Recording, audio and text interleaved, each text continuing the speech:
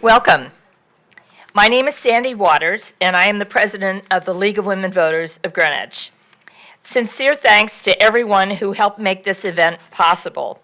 My fellow board members, Shelley Cryer, who organized the debate, our volunteer timers sitting in the front row, our moderator, Kay Maxwell, Greenwich High School student questioner, Zara Huck, GCTV, the town hall staff, the audience here and watching from home, and of course, the candidates.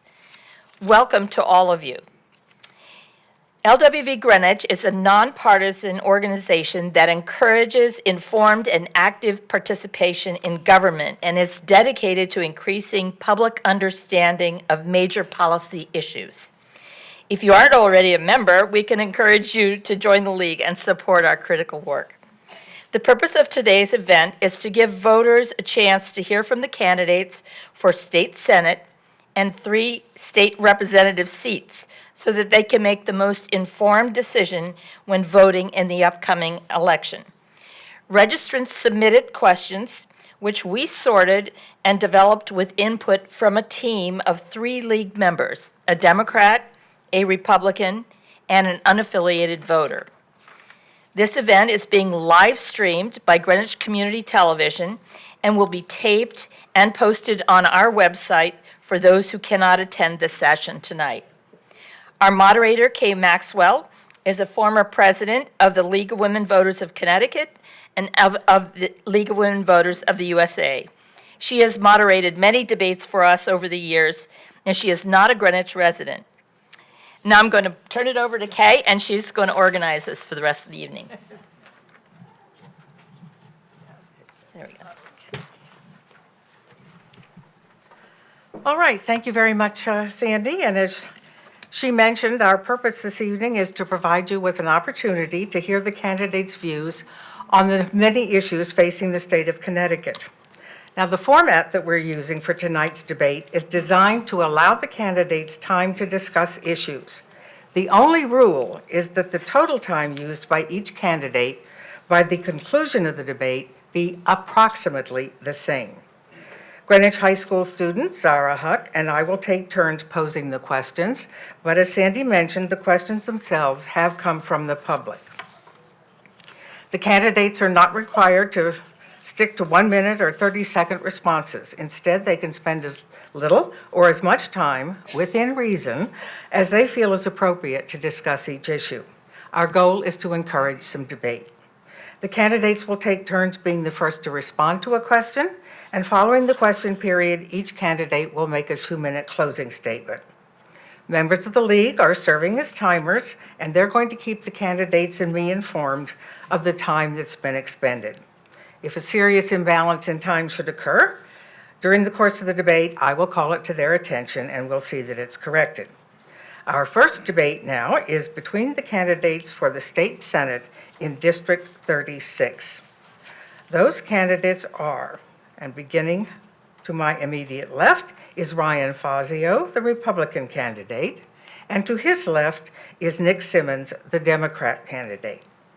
And now to the debate, and the first candidate to respond will be Ryan, and the question from Zara is. Recent research confirms that Connecticut faces uphill battles when it comes to affordability. What policy proposals do you support to lower the cost of living?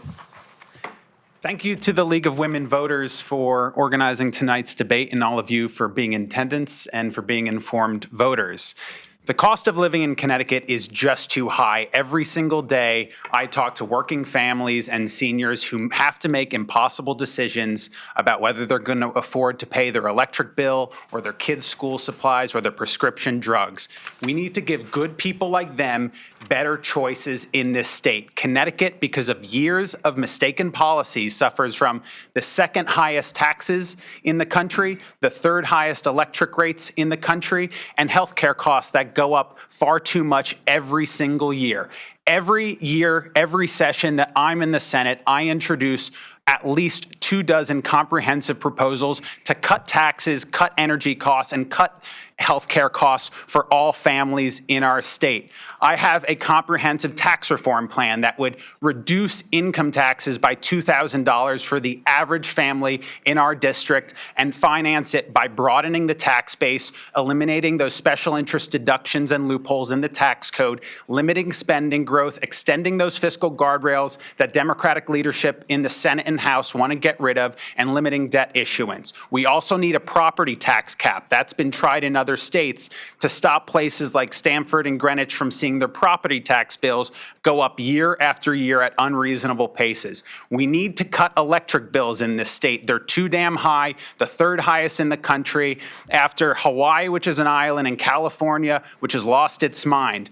My six-point proposal would eliminate that public benefits tax from your electric bill that costs you over $500 per year. It's a hidden tax. It funds 40 different government programs. It's totally unreasonable. There's 5 other points. I'm proud that my opponent has copy and pasted 2 of them. Unfortunately, he hasn't copy and pasted the elimination of the public benefits proposal. He believes in forcing you to pay the public benefits $500 per year. I support eliminating them. I've also worked across the aisle to reduce healthcare costs. I have a proposal with 3 Democrats, 2 Republicans, including both doctors in the Senate, so it's doctor approved, that would reform certificate of need laws. In other states, it's been tried. It's reduced healthcare costs by 4 to 10% in those states and improved access. We need to reduce the cost of living in this state and provide economic opportunity for all. That's why I ran for office in the first place, and I'll fight for it every single day in another term.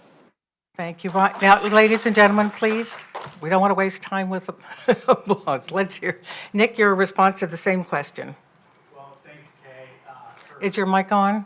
Good. All right. I'm going to push the button. Thank you, Kay, and to the league and to Zara for hosting us tonight. You guys are such a treasure for democracy in our town. So thank you for all that you do. And Zara, what a rock star doing this as a senior in high school. You're totally right. It is absolutely gotten inaffordable, too inaffordable in the state of Connecticut.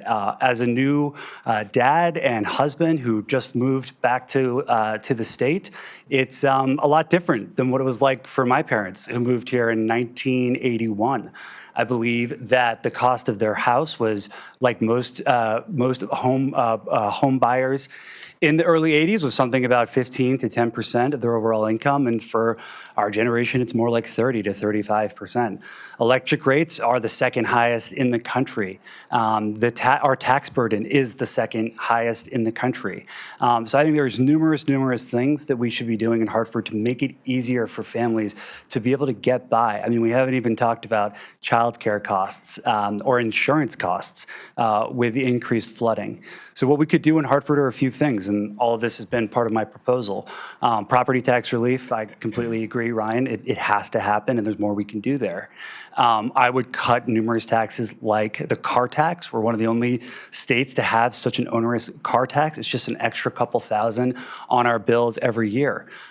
We can cut the gift tax. We can cut the estate tax. The estate tax is for a certain percent of the population, not for everybody, but it's still, if we do that, we bring back and keep here some of our highest earners and highest contributors to the budget overall. So I couldn't agree more. The cost of living, I feel it every day. A lot of us feel it every single day. It is hurting families, and it's got to be a top priority. All right, we'll come back. We have questions that will delve into more detail in some of the issues that you've both raised. All right, the next question, and Nick, you are the first to respond. Connecticut has some of the strongest gun safety laws in the country. Do you believe any of our regulations have gone too far? And/or where do you feel more work needs to be done?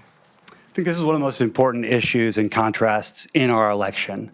I believe deeply in our gun safety laws. I speak about this as a former teacher who was in the classroom teaching in Harlem, New York when the shooting at Sandy Hook happened. My principal came in the room and said, there's been a mass shooting out in Connecticut. This could be a copycat event. Be ready for anything. That was my guidance. I had to look around the room and pick out where I would take a bullet for my students if a shooter would come in. My students lived in Harlem. They already had so much on their plate, and that was just the start of another 4 to 5 years of active shooter drills. Sandy Hook should have changed everything forever for all of us, for all public leaders. And I was proud to be working in the governor's office when he introduced and got passed one of the nation's most comprehensive gun safety bill, a bill that would make sure Sandy Hook would never happen again, a bill that would make sure we would reduce gun shootings and crimes in this state significantly. It was such a celebrated bill nationally. President Biden flew to Hartford for the signing of the bill. That's how celebrated it was. My opponent didn't just vote against that bill. He decided to take part in a filibuster that lasted until 4 a.m. in the morning, introducing 14 amendments that would have reduced gun safety outcomes in Connecticut. I spoke last debate about a young woman who was 8 years old when Sandy Hook happened. She was learning in the classroom next door and heard 17 to 20 of her peer classmates get shot next door. She's now 19 years old. She reached out to my campaign to say, what can I do to help? I want to come work on your campaign because I can't believe that you were running against somebody who voted to weaken gun storage laws. And as we know, 62% of all gun shootings in the country happen because of weak gun storage situations. I can't believe that you are running against somebody who voted to weaken red flag laws, which if you look at some of the last school shootings, Sandy Hook, Parkland, Uvalde, all the shooters showed red flags. And thank God that law is in place because this year alone in Connecticut, we've had numerous young people say that they're going to shoot up their schools. What's that? That's a red flag. That family and that student will no longer be able to get a gun because of those red flags. These are saving lives, and I just think it's unconscionable that my opponent would vote against that bill. Finally, the vote is one thing, and if he wanted to come up here and have a debate about his belief in the Second Amendment and that he thought that the government was going too far, let's have that debate. Interesting, let's do it. That's not what he's doing, and it's unconscionable. He's sending out mailers to every voter in the district saying he is the bipartisan leader in Hartford on gun safety. It's wrong. It's immoral. Stand behind your votes, and I hope they change. Brian, same question? I think it's very unfortunate that my opponent has chosen to run one of the most negative and deceptive campaigns in this town's history. I know he doesn't live in this town, but we have a great history of working collaboratively and constructively across the aisle and focusing campaigns on issues, not on attacks. There's not a day that goes by that there isn't. People are probably forgetting that I actually exist in color. I don't just exist in black and white from all those ads. I support strong gun safety laws for our state. Connecticut has maybe the second or the third strongest gun safety laws in the country. I not only support those laws, I actually support enforcing them. If we do not enforce them, they are not worth the paper they are written on, and they actually make us less safe. They make us less safe because then only the criminals are the ones who are not coming under the thumb of those gun safety laws. So I actually never, speaking of dishonesty, I never participated in a filibuster. I spoke for 4 minutes on the Senate floor that night, simply introducing 3 amendments that would strengthen that gun law. It would provide a state support system for school resource officers, which studies show do increase student and faculty safety. It would reintroduce proactive policing policies like consent searches, which have been shown to take hundreds of illegal guns off the street in Connecticut. My opponent opposes state support for school resource officers. He opposes giving police the tools to take hundreds of illegal guns off the street. Because of his tenure as Deputy Chief of Staff, the administration introduced a pardon and paroles policy without any public notice and without notice to the victims of families of shootings, including the mother of Elizabeth Carlson, who stood with me at a press conference arguing that this policy must end. Her daughter would be alive if we were actually enforcing our gun laws in this state.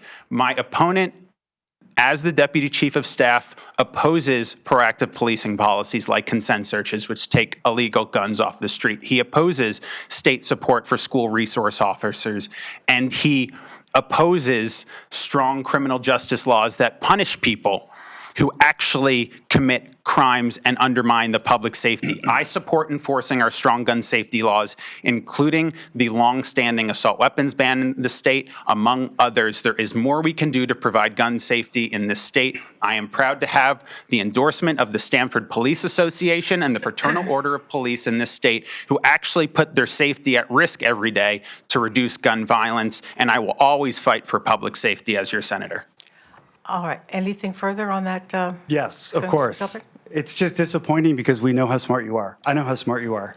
You were a really smart guy. Let's just, let me remind you the question related to whether we need any more gun safety Yes. regulations. Yes, we do. We're Not going to only get to a need- lot of other things here. We not only need more, but we need steadfast champions who will, no matter what comes up in the state legislature, or God knows federally, will always, always, always stand up and be a champion for gun safety. Please just don't take my word for it. Ryan has an F from Connecticut Against Gun Violence. He is endorsed by one of the most pro-right-wing gun groups in the entire state. Just made up a bunch of things about my positions without a shred of evidence. I'm not attacking you personally. I'm not trying to make this negative. I'm talking about your votes. You had the opportunity to vote on the most comprehensive gun safety bill. Another Republican in your caucus voted for it. You did not. You voted for all 14 amendments that weakened gun safety laws in the state of Connecticut. You talk about crime and wanting to get guns off the streets. That bill proposed capping the amount of guns an individual can buy in a year at 36. Why the hell would anybody need 36 guns in a year? What do they do with those guns? They go out in the streets and they sell them in the black market onto the streets. A gun bought in bulk is 64% more likely to be used in a crime. For me, what would I do to add more gun safety to the state? I would limit it at 12 or fewer. Why would anybody need 36 guns? And why would you vote against that when you know those guns are the ones that end up in crime? So I think we can't just have a gaslight conversation here. Let's go to the record. Folks can at home go take a look at Ryan's voting record, take a look at the 7 to 6 different gun groups, safety groups that have endorsed me, given you Fs, and we'll have to just take it from there. Thank you. All right, okay. Let's Again. not go over old ground. I won't. I'll be quick. then we'll get to the Again, next question. the people who put their lives and safety at risk every day to protect us from gun violence, the police have endorsed me, and they have endorsed me repeatedly because they know that I support strong common sense gun safety laws and actually enforcing those laws. The state government currently drops or dismisses roughly 75% of all gun charges in our state. That is wrong. We need to enforce those laws. We shouldn't be paroling people who shoot and kill innocent victims in this state. We shouldn't have expedited parole, which I voted against and your administration passed in 2023, for people committing gun crimes. Again, while there's been large Democratic majorities in the state government and a Democratic administration, from 2020 to 2022, shootings and homicides went up by roughly 40%. 40%. I support enforcing our strong gun safety laws. I have never voted to roll them back, and I will continue to do so in order to protect the public safety in Connecticut. Are we ready for another question? I think so. Okay. Yes, let's do it. Zara, what's the next question? The next question is, what will you do to try to reduce the cost of electricity?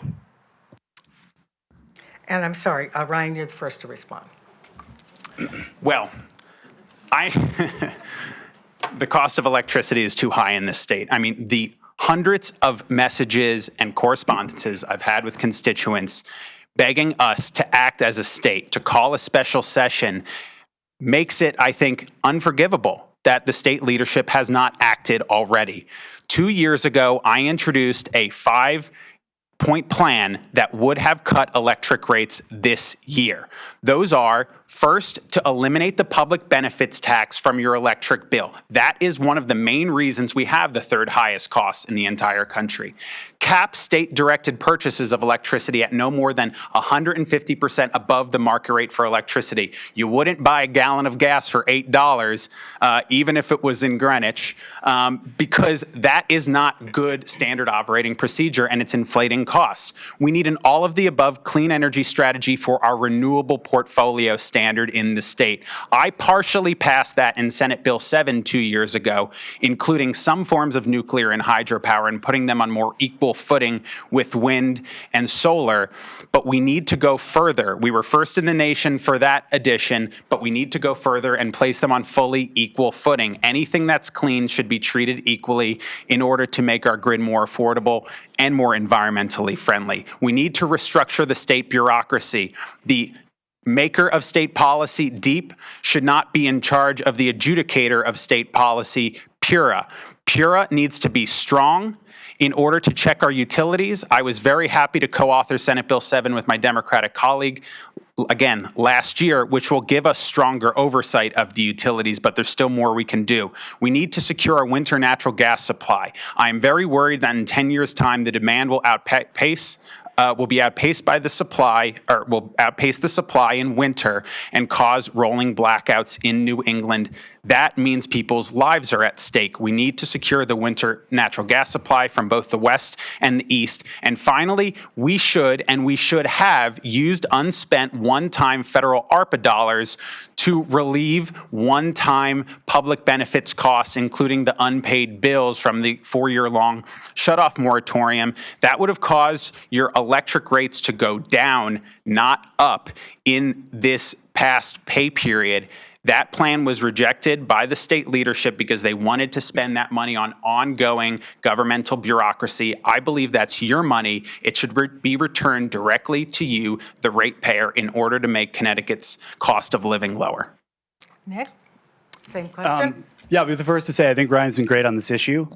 We agree on a lot of the points that he made. I'd just add a little bit of context. One, again, great on the issue and the solutions, but let's just also be honest about the cause. You just said most of the increase in your bill was due to the social benefits portion. That's not true. 77% of the increase in the bill was due to a deal that was made in 2017, made by both Republicans and Democrats to prop up the Millstone nuclear power plant with a company called Dominion. And we're locked into that for much longer time than we should be. It was a bad deal.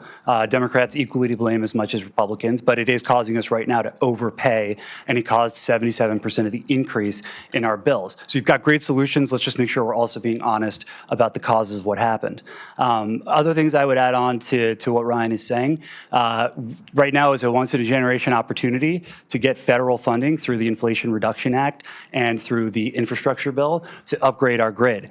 I was in the governor's office when we were fighting for that money every single day from the federal government.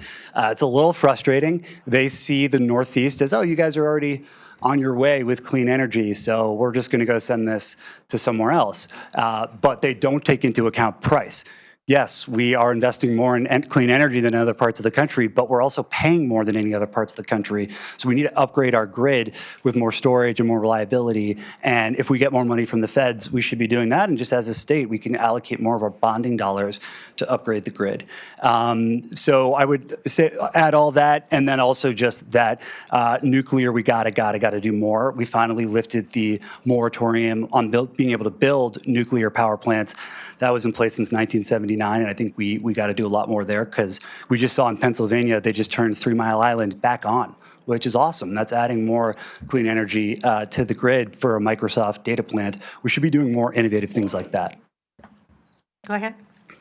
Yeah, and just quickly, to be clear, I have a full accounting of what the public benefits were for the full year of 2023. 475 million of it was 40 different government programs totally unrelated to Millstone. In 2023, about 75 million of it was due to Millstone. But that means for the average ratepayer, in Connecticut, if you eliminated the public benefits charges even without Millstone, you would cut electric bills by roughly $400 per year. In this district, I probably can suggest to you confidently that it's even higher than that, maybe 50% higher. So by eliminating these charges, these government programs, this hidden tax from your electric bill, we could cut your electric bills by roughly $600 every single year, and that is something that other states do not impose on their citizens. So talk about the art of the possible. This is possible. We just need the will to do it, and we need balance in Hartford in order to do it. We cannot keep doing the same thing over and over again and expecting different results. All right, next question. And Nick, you're first to respond. Do you support the Reproductive Freedom Defense Act, which protects providers from retaliation when treating a patient from out of state? And do you support other legislation to expand or limit access to abortion and reproductive health care? Yes, absolutely. I support that bill. This was a bill, for those who aren't familiar, that did two things. It expanded access to abortion by empowering other providers like nurses to be able to provide more types of abortion, expanding access. And two, after the Dobbs decision, which got rid of Roe v. Wade, we started to see crazy things happening from other states, right? Texas not only started enforcing their ban on abortion, but they passed a vigilante law, which meant that anybody who had any information about a woman leaving the state of Texas could give that information to the authorities, and then to help those authorities prosecute those women, throw them in jail for trying to get life-saving abortion procedures. So states like Connecticut said, that's insane. If you come here, not a doctor or nor anybody else should be able to share that information with any state seeking it. It's called the Safe Haven Law. I think that's the moral and absolutely right thing to do, as well as expanding care. Now, Ryan voted against that bill. We had a big debate about it last week. We brought up how 17 other Democrats voted for the bill. And we could also bring up how numerous Republicans voted for the bill. I don't want to get into each of those people's for their reasons. And Ryan brought up one Democrat in particular who did. I think we should be judging Ryan based on the experts, objectively. Who are the experts? I think we should all agree that the National Institute of Health Division of Women's Reproductive Health, Planned Parenthood, and the American College of Obstetricians and Gynecologists are the clinical experts on whether these procedures were safe. They all adamantly supported it.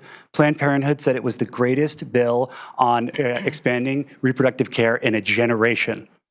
So I will just say again, without saying mansplaining, we put that away. You and I, as with no clinical experience, should be saying that we know more than them. So that's just on that bill alone. But if you add that together with that Ryan in 2018 wrote in an op-ed that Roe v. Wade was offensive to the rule of law. He wrote that in a right-wing paper called The Federalist. The national right to an abortion, Ryan said that was offensive to a rule of law. Then he votes against the Reproductive Defense Act. Combined altogether, the record doesn't look great. And it's really, really, really, really troubling to me. It's one of the reasons I'm running. That's not Greenwich. That's not Stanford. That's not New Canaan. Those aren't our values. I can never imagine somebody voting that way growing up here. So it's just something we need to hold you accountable to. Ryan? I support keeping abortion legal in Connecticut. That has always been my position. It's my position now, and it will be my position in the future. I've been attacked on this issue in previous elections because they thought it would help.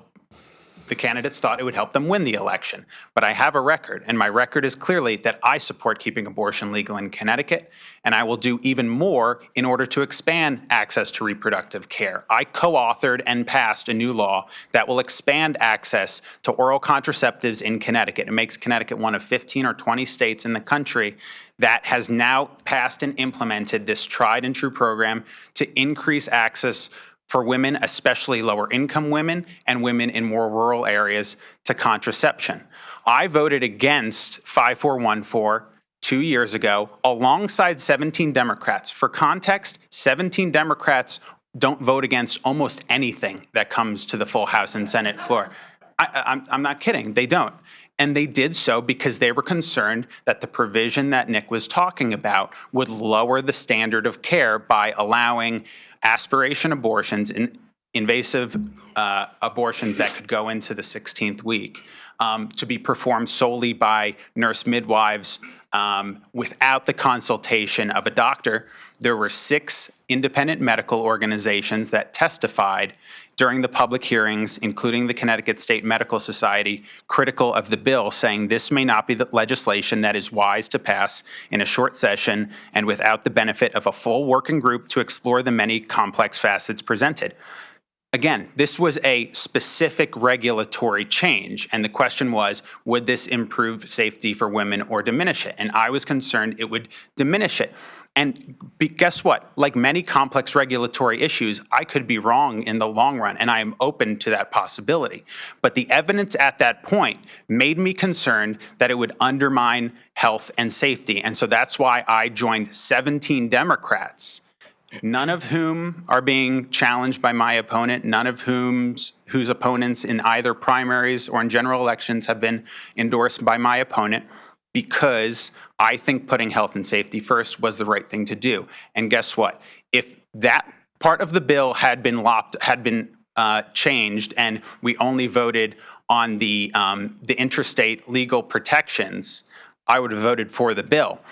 But guess what? Under the Constitution and under state law, we would never, ever extradite someone for following the law in Connecticut. We would never do that. We never will do that. The Texas law is crap. It was a terrible law and it was unconscionable. And so under the Constitution and under state law, both before and after 5414, there is protections. My opponent should stop lying about my record and stop scaring the general public into thinking something is at risk when it isn't. We can have civil conversations about narrow regulatory changes and find the right answer. Do you believe in a national right to abortion? You always say in Connecticut. You believe in abortion in Connecticut. I think it's important. It's one of the most pressing issues of our time. Yeah. Okay. Yeah. So I just want to make sure we're being clear here. I'm not lying about your record. I just laid out your record. You wrote in 2018, you thought Roe v. Wade, the national right to abortion, was offensive to the rule of law, and then you voted against the Reproductive Defense Act. So I'm not lying. Those are the facts on the table. In 2020-21, a group, one of the most pro-life groups in Connecticut, endorsed you fully, gave you a perfect grade, and said, we believe in Ryan's heart, he is pro-life, and we're happy to endorse him. So I'm just laying out the facts. And also, I noticed you went back to the 17 Democrats when I said, I don't think that's who we should be listening to. We should be listening to the health experts. Those Democrats very well could be pro-life, and I'm not afraid to say I disagree with their vote. There's also Republicans that voted for this bill. So this election's about trust, in my view. Again, I think you're incredibly smart, and you know that I respect you in a lot of positions. Sending out a mailer saying you are a bipartisan leader on gun safety, and you are a bipartisan leader on choice. I'm glad you're clarifying your national position, but the facts aren't always backing up those views, and these are just cold, hard facts. And so we're going to have a conversation about accountability on those positions on issues that are this important. We are a coin flip away from radical Republicans owning the presidency, the Senate, the House. Yeah, I think Donald Trump's a pretty radical Republican, owning the House, the Senate, and the Supreme Court. Project 2025 says very clearly they want to have a national abortion coordinator, that the Attorney General's office is going to have an abortion coordinator who is going to track data on women. That Attorney General in Texas could be the national Attorney General.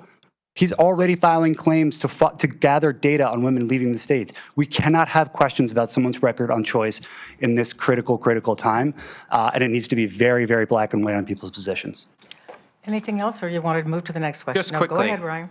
Again, I can say that I helped lead on an issue because I was the co-author with Senator Heather Summers of a new law that expands access to oral contraceptives in the state. I am proud of that law, and I support the existing law on abortion in the state of Connecticut and keeping it legal, and I will continue to do so. And if I do not do so in the future, then you should take issue with me. I think it is fear-mongering to say that I support prosecuting women, which you have in the mailers, or that I'm dangerous, or that I'm an extremist when you know full well in your heart that that's not true. Again, You got good ideas, put them forward. You want to change policy, put it forward. Fortunately, in the state of Connecticut, we have the vast majority of Democrats and Republicans in the legislature, myself included, who support keeping abortion legal in Connecticut. So you shouldn't scare the public into thinking something that isn't going to happen in the state of Connecticut will. We should be honest with the public and always aim to bring people together, not exploit divisions in our politics in this state or town. This is somebody who already said in his Okay, wait, please. the- I will wait. just say, in the 2020 election, when you were running, you said, I don't need to talk about abortion. It's already codified in Roe v. Wade. Look what happened 2 years later. These are real, serious threats and consequences. The bill was literally called the Reproductive Freedom Defense Act.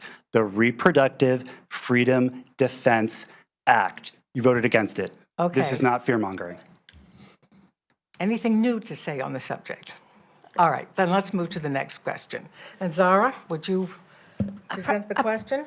A pressing concern for many is the personal and professional cost of congestion along our I-95 corridor. What are some short-term and longer-term solutions to address traffic? And Ryan, it's your turn to be first. Thank you. I guess one point I would just make to follow on is that you shouldn't necessarily judge bills by their titles. Just because someone votes against the Patriot Act doesn't make them unpatriotic. Just because they vote against the No Child Left Behind Act doesn't mean that they're in favor of leaving children behind. We have to read the bills. We have to read the bills, and that's where we can have disagreements. Remember, the proponents of bills name the bills. I think there is a lot we can do to improve congestion on 95 and on other roads. So I'll raise 3 points. First, Connecticut has the second or the third highest per mile cost of roads and highways in the country, according to a study from the National Association of State Budget Officers, after I think North or South Dakota. Again, I think we can do better than this. Part of the reason is because of very onerous and costly state regulations, including things like project labor agreements, which in certain studies have been shown to inflate the cost of infrastructure construction by 30 or 40% in the case of schools in Massachusetts. That's totally unreasonable on our taxpayers and on our commuters. So we have to reduce the costs in order to build more infrastructure and do more infrastructure. We should be prioritizing funding and efforts and policy on the economic engine of our state, which is Lower Fairfield County. I think the top priority among those should be to elongate and improve the traffic flow for on and off ramps where most of the studies say the bottlenecks occur. Unfortunately, as it's currently constituted, Greenwich to Stamford is basically like a local road. I mean, think about how narrow Stamford is, and there's 4 exits and people coming on and off. That's why there's so much congestion. And elongating those exits and improving the traffic lights at the bottom of those exits, I think will help alleviate it. That should be a top priority. But also locally, we need local control of zoning and development decisions so we do not exacerbate these traffic problems. If the majority in the state House and the state Senate gets their way and they eviscerate local control of zoning and have high-rise development anywhere they want, that means that the local regulators, the zoning boards, cannot give input on how it will affect traffic. So I think those are the 3 answers. We need to be more effective with how we spend taxpayer money. We need to focus the investment on elongating and improving traffic flow for on and off ramps, and we need to have local control of zoning and development. Nick? Yeah, the increase in congestion in traffic and infrastructure failure in our towns is one of the most pressing needs I think we have, and it's what I hear all the time at the doors. You know, I hear from parents who say, it's just not sustainable anymore for me. I need to drop my kid off at school. It's supposed to take 15 minutes. It now takes 45 minutes. Parents who say, I can't get home in time to tuck my kids in bed because what's supposed to get me home in about 50 minutes is now taking 2 hours. Parents are leaving jobs. They say, I love my job. It's just not sustainable anymore. I can't sit in this 2-hour commute each way. And we have the most congested highway in America, right? From Greenwich to Norwalk is more congested than Boston, Los Angeles, or DC. It's gone on for years and years and years. we are the most in need state Senate district, probably in the 99th percentile in America, for badly, badly needed infrastructure investments from the state, from the federal level. We also have the highest percent of commuters on Metro North, and we have one of the highest exposures to flooding in the entire state.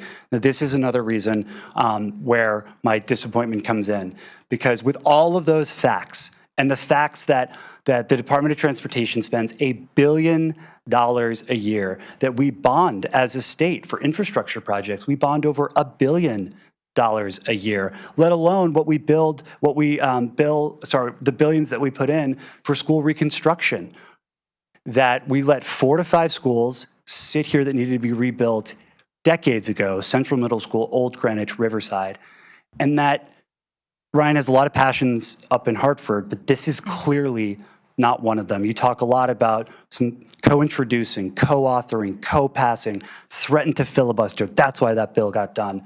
Where have you been on this? We looked, there is almost no record of you co-sponsoring or introducing a bonding bill to address this problem.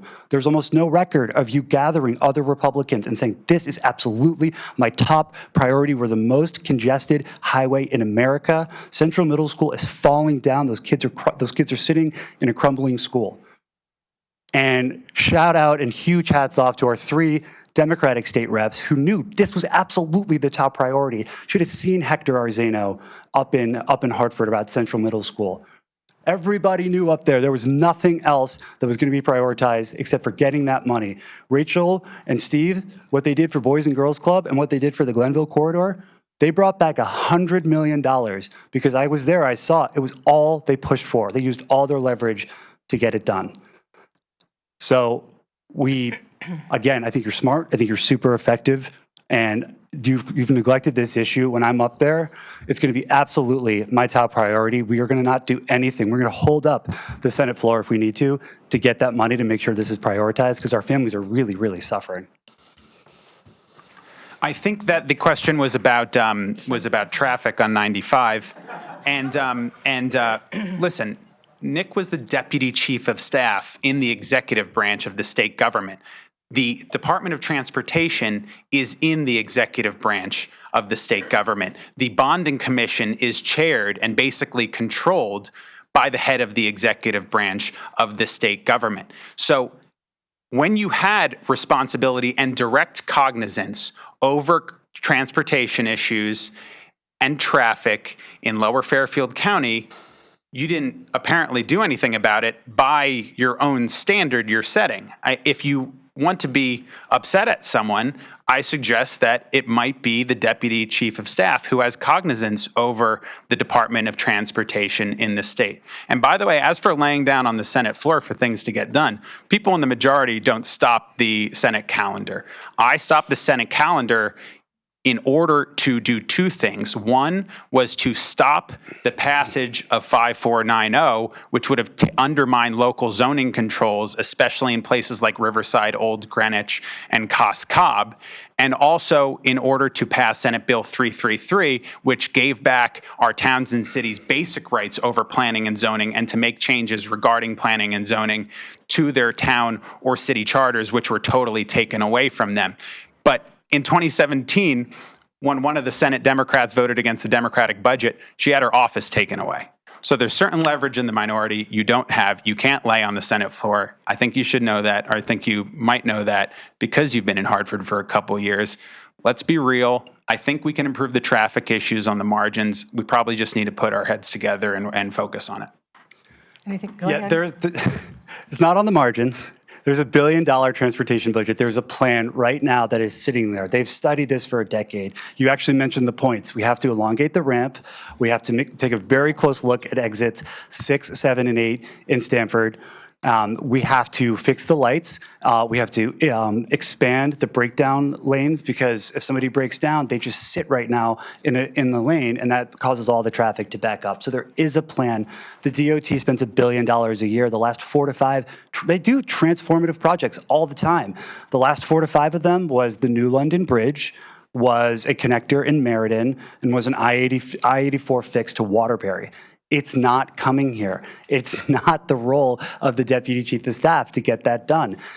There's an appropriations process. The budget gets passed in the legislature. The role of a staffer to the governor is to serve at the pleasure of the governor. And there's no conflict of interest. They can't give Greenwich special treatment when you're in that role. Your job as the elected senator for the district is to fight like hell and use every tool in your box to get these things done.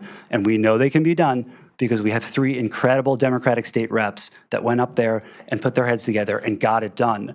And we can do much, much more of this. If we don't act now, if we don't go up there and make this a top priority, my son was just born, he's going to be sitting in 3-hour traffic in 10 years. We can fix this. We just have to prioritize it. And I'm sorry to say that that's the end of our question time, so it's time to move to closing statements. Each of the candidates will have 2 minutes. So let me be sure that the timers can shift their stopwatches. Let me know when you're ready. All right. Ryan, you're the first, and you have 2 minutes. Thank you to the League of Women Voters for hosting us tonight. Representing my hometown for the last 3 years has been the honor of a lifetime. There's not a day that goes by for me that I don't feel the awesome responsibility of doing my best to protect our district and make our state a better place. I'm proud of my bipartisan record of leadership in that time, co-authoring and passing into law 6 new laws to do everything from returning basic rights to planning and zoning to our municipalities, to expanding birth control access for women, and to strengthening oversight of utilities in order to protect our consumers. But there's a lot more work to do. I'm rather disappointed that my opponent has chosen to make this campaign about negativity and deception. My view of politics is that if you have good ideas, put them forward, and hopefully people will support you. I've always focused on bringing people together and achieving progress, which is how, even as a member of the minority, I've been able to pass 6 laws of substance in just 2 years in order to protect our district, and also to kill some bills that needed to be killed, including major overreaches that aim to eviscerate local control of zoning so developers could build high-rises in any neighborhood, in any town in the state. There is a lot more to do. There is a lot more at risk, but there is a lot of potentiality. We need to have balance in the state legislature. We cannot have 70% supermajorities. But if we don't, if we have balance, we can bring people together to cut taxes for all families and reduce electricity bills. We can reform 830G and protect local control of zoning while finding bipartisan solutions to our housing crisis. And we can bring people together to make our politics more constructive and stop the division. I believe in the future of this district, and I believe in the future of this state. I believe that days in the future can be brighter than ever before. And for that reason, I'm more excited than ever to run for another term, and I ask for your vote. Thank you. Thank you. And now, Nick, your 2-minute closing statement. Yeah, well, thanks again to the League and to Kay and to Zara for your great work tonight, and for everybody for showing up to listen. I absolutely love this town. It's where me and my 4 siblings were all born, at Greenwich Hospital. It's where my parents bought their first house over 50 years ago. They're not going anywhere because they now have 6 grandkids that are right nearby. I'm so thrilled that my wife and I are raising our baby here, starting our family here in the State Senate District. I agree with Ryan. I think the future is as bright as ever. I mean, this is a town that gets things done when it puts its mind to it. This is a town that's one of the most philanthropic and generous towns in America, if you look at the numbers. It is a wonderful, wonderful, wonderful place. I'm very excited to be here. We disagree on some issues that I find very core to our values. Specifically tonight, you heard about gun safety and about choice. It's one of the big reasons that I'm running. It's because I think that those are our core values, and we've got to invest. We got to invest. I mean, we are sitting on the shoulders of giants who created this incredible town for us on the coastline with traffic and amazing, amazing schools, and the Greenwich Library and the Bruce Museum. But you know, you look at the flood maps, and in 15 years, I mean, Todd's Point's almost underwater. And I know we want for all of our kids and for our grandkids, for them to be able to enjoy all the beautiful things that we've all enjoyed here. We've got schools to fix. We can't have another Central Middle School. Those kids couldn't even learn in the building after the earthquake that happened in Greenwich. in Greenwich. So we've got to invest. We can fix I-95. We can absolutely do it. We can absolutely do it. We can create amazing schools. We can protect our coastline from flooding. We can make this a more affordable place for all of us. We can boost our education system. We can have more quality teachers in the classroom. We can do all these things, and it would be the honor of a lifetime to be able to be your state senator and get that done for us, our kids, and our grandkids. Thank you so much. All right, you can all applaud now.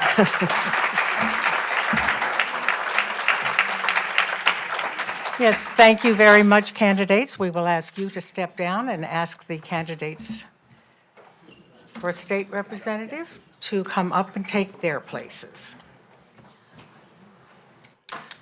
See you next week.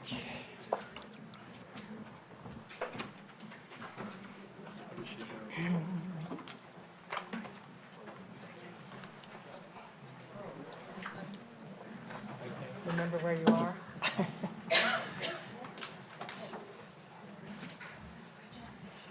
Number 4.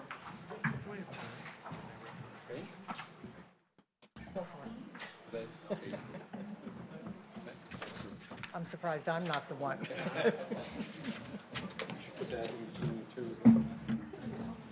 This is in between Paul and Steve, and now it goes Todd and Hector. I'm sorry. That's what I'm going to say, this mic. You want to get to the mics. And including one of those chairs over here.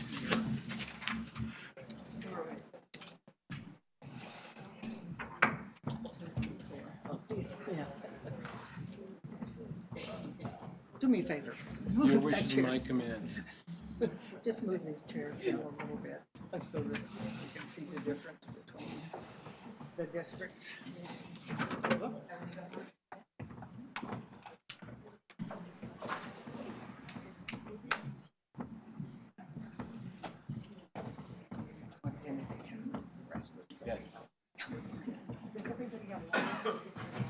Just having a.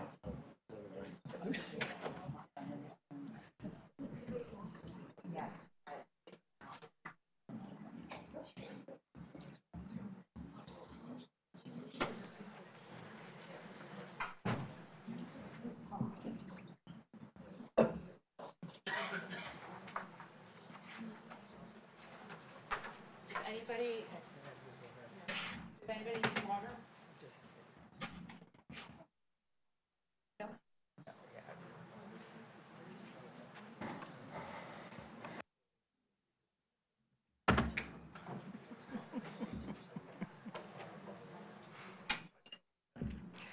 And while we're waiting for the other two candidates to come up, just again, with 6 candidates now and we have an hour, it's even less time, if you will, per question. So we're encouraging everybody to keep their answers as succinct as possible, but again, if you would refrain from applause or anything that will take away from our very limited time, it would be appreciated. Okay, where's your opponent?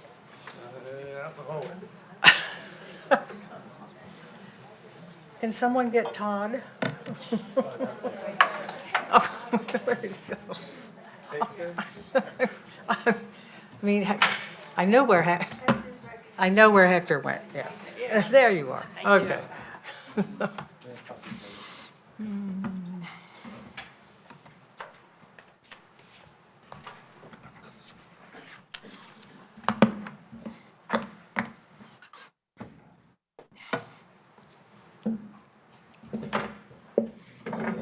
All right. I think we're ready to go, and we'll be using the same format for this debate as for the earlier one. First, I'd like to introduce the candidates for state representative in the 149th district, that is to my immediate left. Excuse me, the Republican candidate is Tina Corpus, and to her left is the Democratic candidate, Rachel Khanna. Next are the candidates for state representative in the 150th district. They are Paul Capiali and Steve Meskers. And last but not least, the candidates for state representative in the 151st district are Todd Ladonia and Hector Arzenio. So now to the debate, and the first candidate to respond will be Tina. And the question is, The big posters, or whatever they are blocking our view of the people. The ones that say, these are, district. oh, but these were meant to be between, so you can keep track of. Sorry. We couldn't see Steve or Hector. That might be a blessing. So then just take, do you want to just take them down? Okay with me. No, thank you, because I say, we're trying to, especially for those people watching virtually, to be sure everybody knows who's in which district and therefore which district they may be voting in. So, all right, here we go. And Zara, you have the first question. Most candidates express support for local control when it comes to zoning policy. However, as potential members of our state assembly, what role do you believe the state plays in addressing the challenge of affordable housing? Thank you to the League of Women Voters for this event. Thank you, Zara and Kay.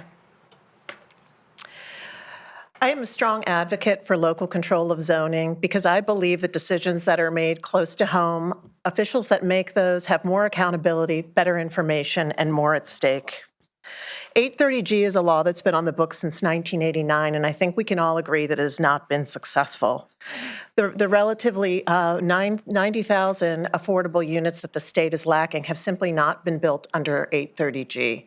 Therefore, I believe that while the state can have a role in funding and the state can have a role in permitting federally allocated housing vouchers to be more portable around Connecticut so that people who need affordable housing can pay for it, I believe that the state's role should not be expanded. It should be retracted.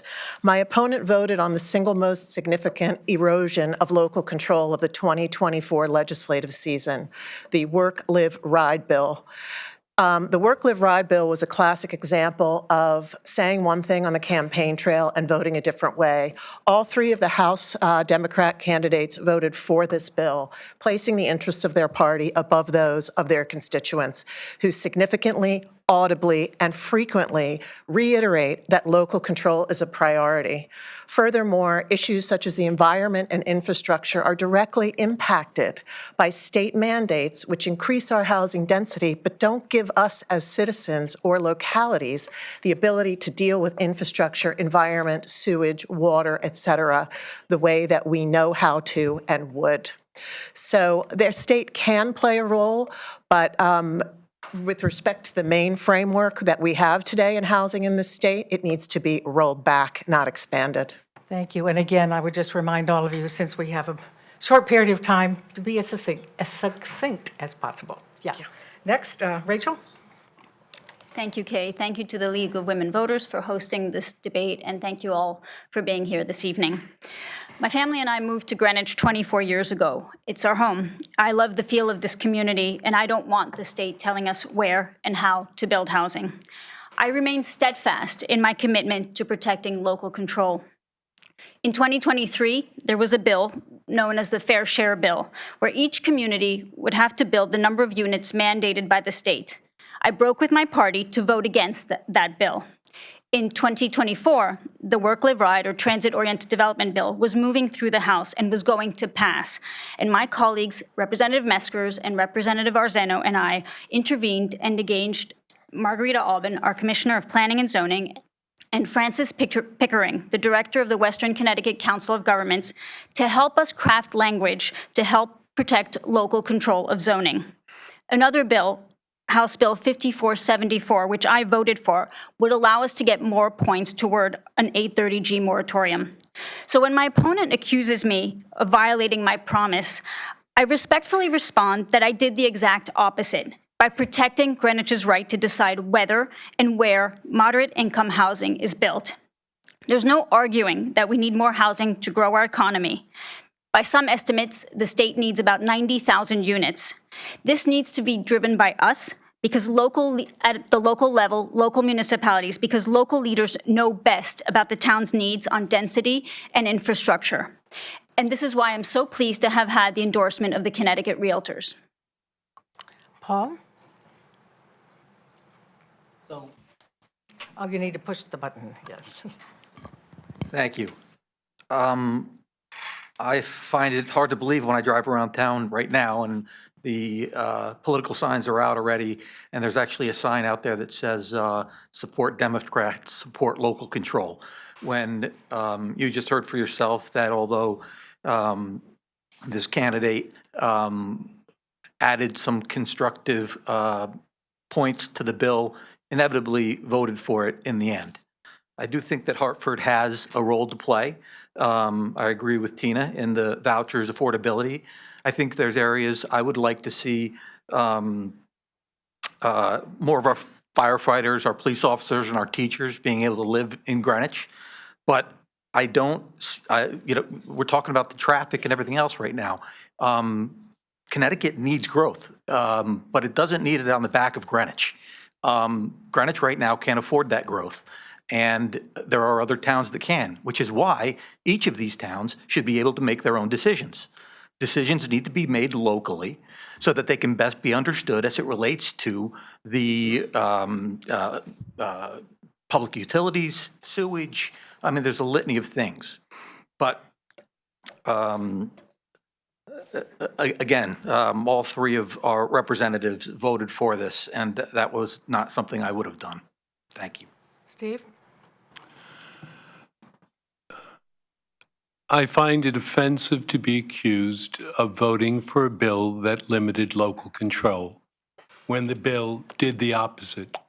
It was an opt-in provision that allowed us to do what we chose and wanted to do in consultation with planning and zoning.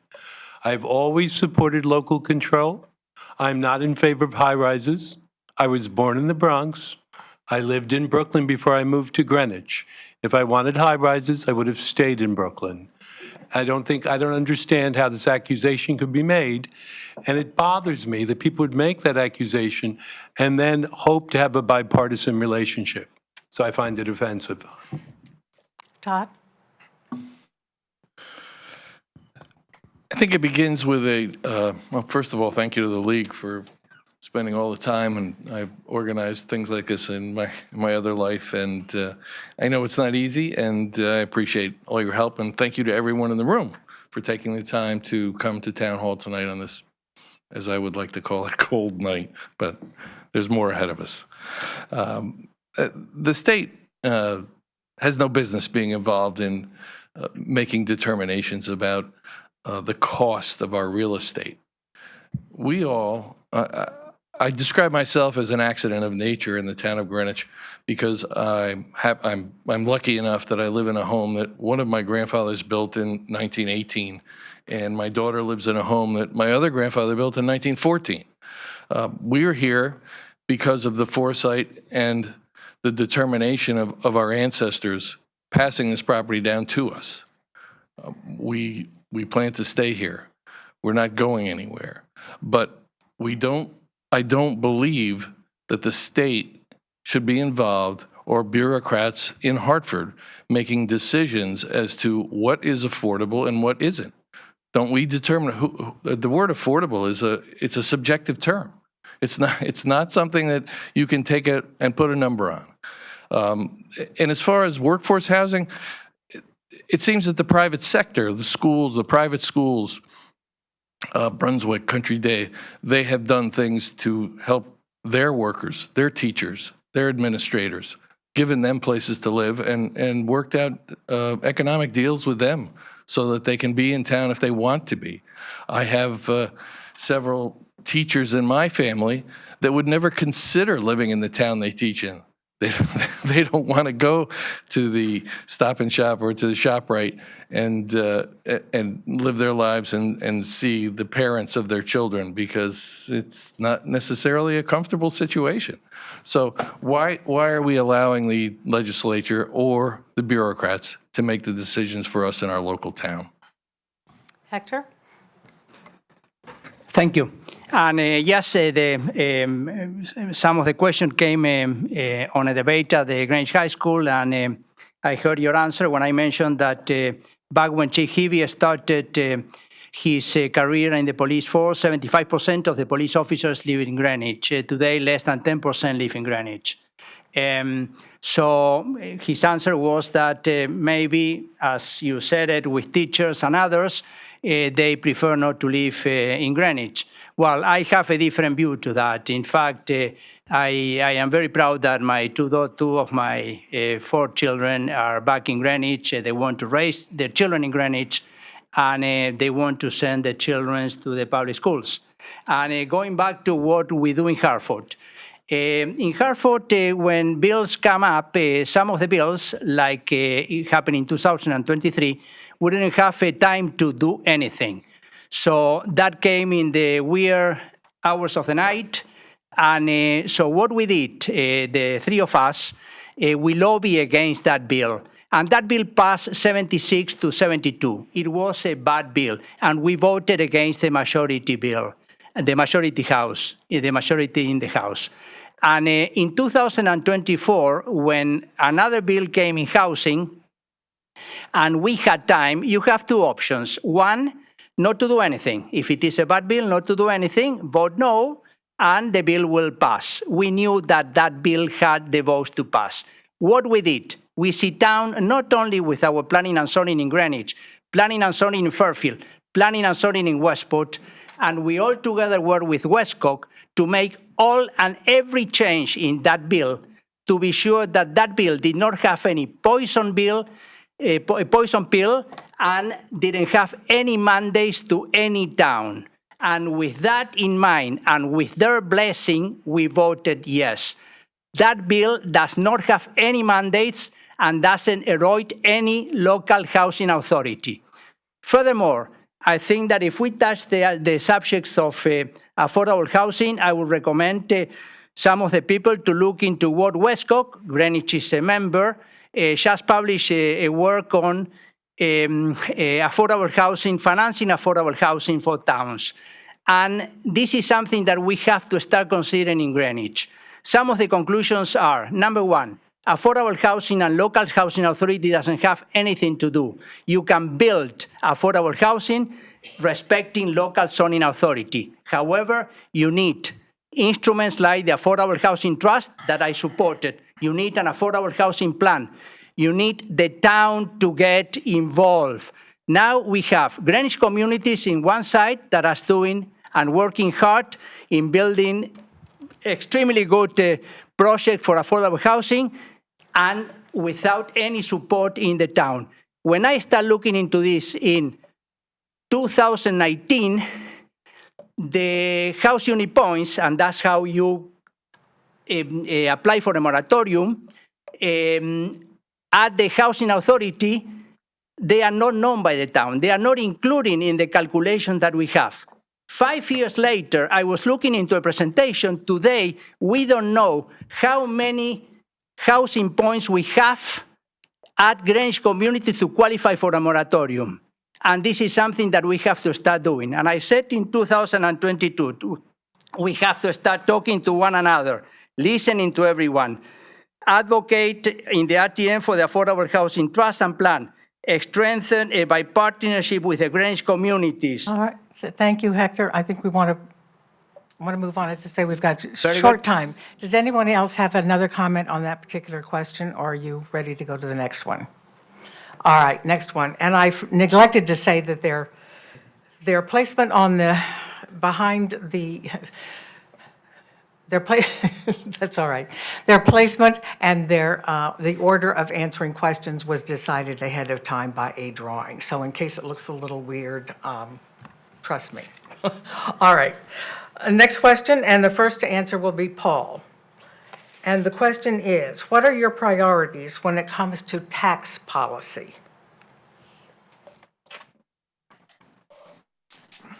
As we heard in the last debate, Connecticut is the second highest taxed state in the country. But my priority would be to address that immediately. And there's different ways to do it, one of which would be government spending. I remember, I don't know, 10 or 15 years ago when the USB bank was being put up in Stamford, and they started to put an on-ramp on, and apparently they got in a kerfuffle with with the state that they couldn't do it, the state workers had to do it, and they made a deal that the workers at USB can do it. I drove by it one day, there was no on-ramp. I drove by it the next day, there was an on-ramp. It seems to take us 15, 20, 80 weeks to get a project done. We need to be more aggressive with our unions. We need to find every opportunity to get rid of wasteful spending, and we need to be honest about these taxes as well. I think we've all experienced recently where we opened up our electric bill and found that it went up dramatically. It was a shock at my house, and when I looked into it, I went onto the Eversource website. You know, I don't have the benefit of the resources that these folks have up in Hartford. And Eversource put a video on their website where, and I encourage all of you to go home and look at this, where they clearly distanced themselves from this. And they explained what this was, and it was exactly what Ryan said it was. This is a tax that they are forced to put into the bill because they're a public utility. And it is a tax that they're forcing you to pay. So first of all, there's transparency, wasteful spending, and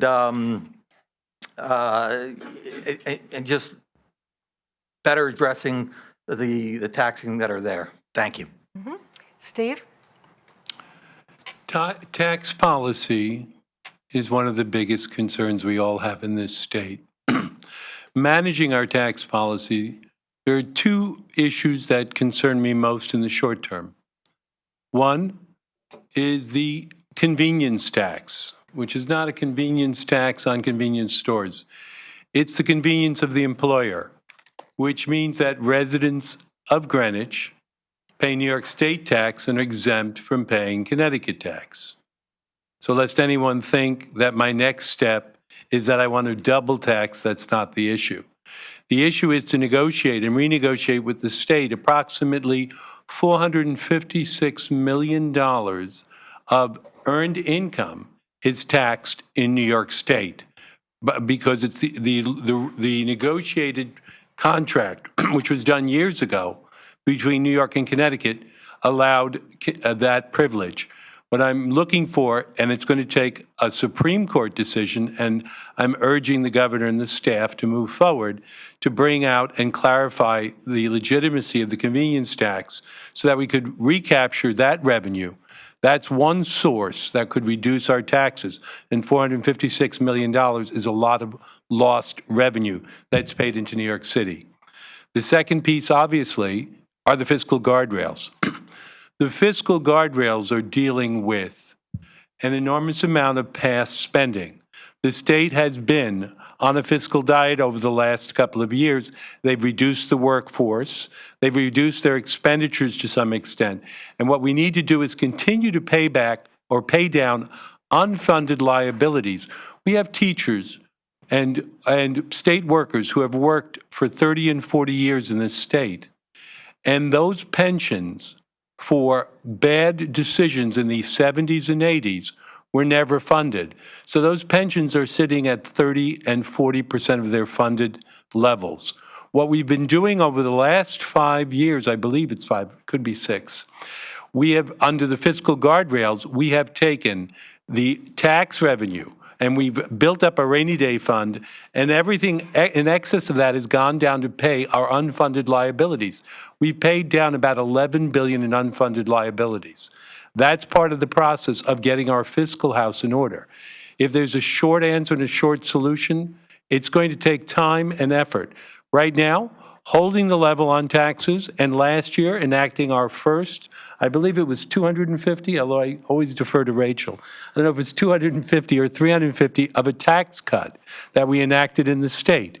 We did that. The second thing we did, we began or finished the process of exempting pension and retirement income, such that the first $75 million of retirement income for a single person is exempt from taxes. And I'll make a public service announcement because I was challenged on that last year. If you're in a level of income and you have withholdings and you don't file your taxes, you won't get that rebated to you because in some cases, public employees or retirees have a withholding. But we've exempted it for $75,000 for an individual, and I believe we're at 115, or it could be 125 for a married couple, that income as pension income is tax exempt. We're working to improve the tax situation in the state, but like everything, it takes time. Thank you. Todd? The world that some of us are involved in and some of us are trying to become involved in, this legislative political world, is full of euphemisms. I hear the word revenue when it's related to taxes. It's not revenue. The state is not in a business. It is not there to make money. That revenue that they like to call your taxes is money taken out of your pockets. My priority when it comes to tax policy is to eliminate as much as possible of it. Obviously, we need infrastructure. We're in a state with crumbling infrastructure. We have, as Steve says, unfunded liabilities. These things all need to be caught up. But I think that the biggest problem that we have is a spending problem. It's not a revenue problem. It's not a generational problem. It's not something that we can tax our way out of. We need to stop spending needlessly. Hector? Thank you. And again, excuse me, just all of you remind you to take a look at your time expended. Yes. As we move along. Now I know where she is. Anyway, certainly, and following what we are saying, we all agree that we would like to see less taxes. I think that our governor is doing a tremendous job, and we are supporting him, and this is bipartisan in bringing fiscal stability to our state. Connecticut today is a AAA, is investment grade state, which brings our cost of debt down. We have reduced substantially to the $10.5 billion over the last 2 years our public debt, our unfunded liabilities that are as a result of mismanagement by both Republicans and Democrats in the past. They are being put into place. Still a way to go. We are all working on that. We would like to see less taxes, and we have to grow our economy. And this is what we are doing, trying to grow the economy. The governor had a tremendous trip to Germany, our largest trade partner outside in the world. And so he's bringing investments. We have one company a day applying to open business in Connecticut in 2023, and this is what we are focusing in. Doing that will allow us to manage fiscally the state and bring taxes down for all of us. All right, now Tina. People probably know this, but Connecticut has been plagued for overspending for a number of decades, and we had consistent numbers of unbalanced budget between 2010 and 2017. Finally, in 2017, we began to turn it around. In that year, we implemented the fiscal guardrails, which are 3 legs of a stool: a spending cap, a volatility cap, and a revenue cap. Suffice to say that that was a framework that began to control spending, and it worked. It was passed in a year where the Republican and Democrats were evenly matched in the Senate, and that was no surprise because it was a bipartisan bill that went through. But regardless of who was responsible for it, I'm so glad we did it because it began to work. We had consistently balanced budgets, we began to pay down debt, and the overspending was controlled. With all due respect, and I mean that sincerely, Steve, the election is a week away if you vote early, so people really need to know and understand this. So I'm just going to stick to the record. In 2024, a vote came up on whether the guardrails would be adhered to. It was the stabilization bill. My opponent voted to overspend by $700 million of COVID relief money that was in Connecticut's budget one-time money to plug holes in the operating budget of a number of failed institutions in our state. That is not fiscal discipline. That is not adhering to the guardrails. And so it concerns me that just when they were starting to work, the huge barge of our economy started to turn around. At the first opportunity, there was a foot fault and a major one. The Connecticut Mirror reported that there could be $1 billion deficit in next year's budget as a result of that vote. That's number one. Number two is what's coming down the pike. We have we are very close in this election to reaching a one-state party. Democrats could control 70% of the legislature if 3 seats flip in the House. This means that things that the majority party wants that are radical, that people don't like, will have little to no opposition, even from a moderate governor like Ned Lamont, who has done a credible job. So what is this referring to in the matter of taxes? A statewide property tax is in the works. A statewide capital gains surcharge is in the works. And an additional mansion tax on not mansions, but homes of $1 million and above, a 4% conveyance tax, it's all in the works. My opponent has voted with her party 98% of the time, and the other House delegation 99 and 98% of the time. I hope that if those things come down with the majority party to increase our taxes, that they will radically, it would take them radically voting differently than their track record in order to oppose those things that are coming. Third is our electric bills. We've talked about and agreed that this is a hidden tax, but where was the delegation other than Ryan Fazio in fighting for us? The reason we had $200 million of unpaid Eversource bills that were distributed to all of us in the form of that increase in our electric bills was because there was a one-time opportunity to take COVID relief money and fill that hole. But my opponent voted to put those monies elsewhere. The problem could have been avoided in May, and it wasn't. The problem could have been solved in July and August, and it wasn't. The legislature, leaders like Ryan Fazio, circulated a petition to call a special session to deviate COVID relief funds to fill that $200 million shortfall that would have taken that bill off of our taken that charge off of our electric bills. Not a single one of our House delegations signed that petition. There were 2 opportunities to fix the electric bill tax, and none of those opportunities were taken. The election is a week away for early voting. People need to know and understand where our representatives have stood on these very important issues, not just on the campaign trail, but when they voted. All right, and Rachel? Thank you. Greenwich, Stamford, and southwestern Connecticut overall contribute mightily to the state when it comes to taxes. And in 2023, we passed the largest tax cut in Connecticut's history and expanded exemptions for pension income, as my colleagues, Representative Metzger's noted. But importantly, having a seat at the table with the majority helped us secure a lot of money for the district and bring some of our taxpayer funds back for projects. We have worked very strongly as a delegation to leverage more funds for critical projects in town, such as the reconstruction of Central Middle School, the Glenville Corridor Project, the elevators at Greenwich Library. And overall, our fiscal health is the best it's been in decades. We've paid down our pension debt by $8 billion, which is going to save taxpayers about $700 million a year.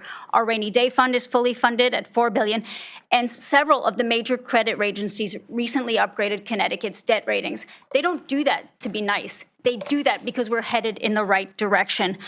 The stabilization bill that my opponent mentions that I voted in favor of did not bypass the guardrails.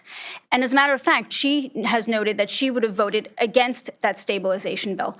That means that she would have voted no to use it or lose it federal ARPA money that was used to fund many, many projects in Greenwich. Like I said, elevator repairs at Greenwich Library, roof replacement at Parsonage Cottage, Barbara's House, River House, the United Way, and many more. So these funds have come back, and we have advocated for them for our district and gotten a lot of money back. Thank you. Anyone who's used less time have something to add on that? I'd like to add. Okay. So I just heard 2 things that I find mind-boggling. One of the representative said, great job as it related to taxes, and we just heard we're heading in the right direction. We're the second largest tax state in the country. Well, what other direction are we going to head in? I mean, that's crazy. This is why, we have to be weary of a supermajority in Hartford.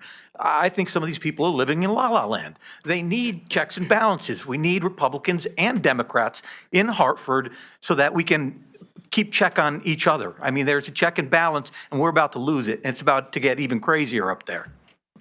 All right, the next question, and Is Todd, that I'm sorry. Thank you. Go ahead. I don't think anyone other than my daughter has ever accused me of living in la-la land. So what I would say is that where we've stepped up to the plate with this House delegation solely has been to bring the resources back to this town for the rebuilding of Central Middle School, for the Boys and Girls Club, for our nonprofits, to basically provide the town with resources to do what it wants to do with its own funds. What we've done and what we've hoped to do, and what you need to think out, because I sit on the RTM, is we're trying to improve the quality of life for this town. That means we're trying to take care of our children, our seniors, and public safety in the roadbeds. And when I sit and look at public policy here, what I see is an attempt to privatize the town-owned nursing home, and I see an attempt to shrink the budget for the school district by pushing the school district out of a public building into a rental unit. And all I know is we are, as a group, trying to improve the quality of life here, and that's something you should need to think about. Okay. I'll come back to you, Rachel. We're hearing lots about how much money was returned to the town, but I believe it was also mentioned how much money we send. The answer to the question is send less, and we can fund all these programs ourselves. Rachel, you had a comment? Yes. I just meant Rachel. Yeah, sorry, Rachel? Rachel was next, and then I'll Okay, come sorry. to you. Yep. Sorry, Rachel. Thank you. Republicans seem to be very concerned about an imagined Democratic supermajority in Hartford, but not the Republican supermajority right here in Greenwich.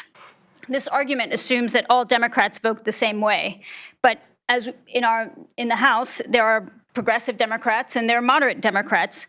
Representative Arzano, Meskers, and I are all members of the moderate caucus. And I'm quite capable of breaking with my party, as I did when I consistently voted to protect local zoning and voted to restore police consent searches. The advantage of being part of the majority is that we have a seat at the table and we get stuff done. This job is about representing our constituents and serving the district. All right, one more comment, Hector? Yes. Let me add, we mentioned Central Middle School. Sometimes when we leave a town and with projects, and by the way, and yes, we sent quite a lot of money, but in the past we didn't bring anything back. Now we are bringing money back, thank God, and thank God for this delegation. And sometimes I feel that when I left town and when we leave town to work on Central Middle School, even just listening at the remarks on the vote, on the last vote at the BET, seems that our own people were working against us. We were working against the clock. We miss the deadline to have the project in the priority list, and we had to work, day and night to have that project back. And we had, sometimes I believe that we have our own people thinking that, Hartford will not do anything for you. You will get zero from Hartford. So, and it's not the case. It's not what we work for.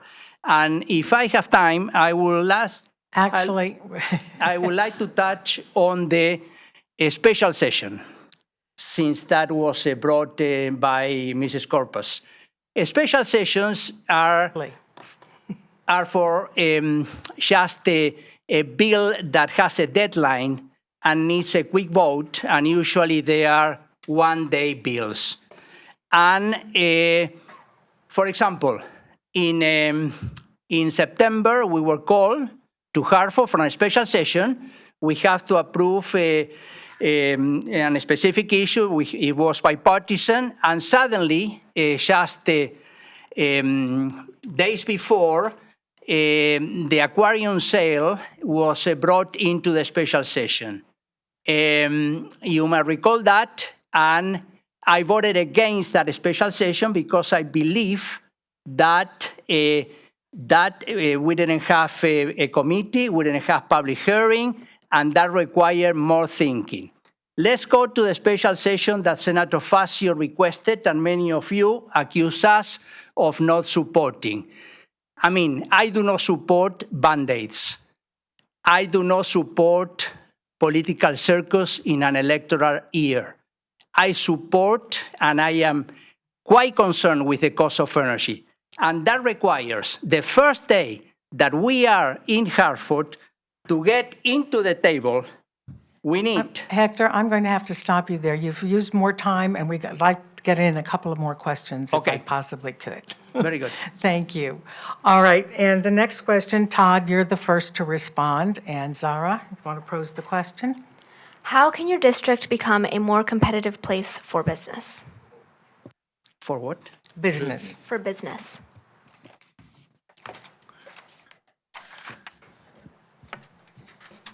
I think that's the basis of the question is how much do you have from a zoning standpoint? We're going to go back to local zoning, is going to determine the availability of business spaces. Unfortunately, what's happened in the town, and I think as a result of the push for more affordable housing units, the small businesses, we used to have business zones that were a lot of LBR, LBR1, LBR2 zones in town, which LBR is a local business retail zone. We used to have, I tell my daughter the story, when I grew up, used to be able to ride my bike to 7 grocery stores in a matter of 2 blocks because there were local businesses. Everyone had their own local business. I think what we've done, and I think it's because of regulation coming out of Hartford, is we've eliminated the availability of small businesses. And when I say small businesses, unfortunately, small businesses, I'm not sure what the number is, but it's categorized some absurd number like under 500 employees. Well, my wife and I ran a couple small businesses in our lives, and our small business consisted of she and I. That's a small business. And that's what these local business zones were designed for, and that's the best way to propagate more business activity in town is to encourage small business use. Hector? Well, we have an office in Hartford that does and goes beyond any effort possible to bring a business and to solve issues. Last week, I have the opportunity to go to and visit and celebrate the 102nd anniversary of the largest lumber provider in the state, that is based in Byram, is based in our district and in Greenwich. And I mean, third generation, they are expanding in Connecticut. They have subsidiary branches in Stamford and in 2 more places, upstate Connecticut.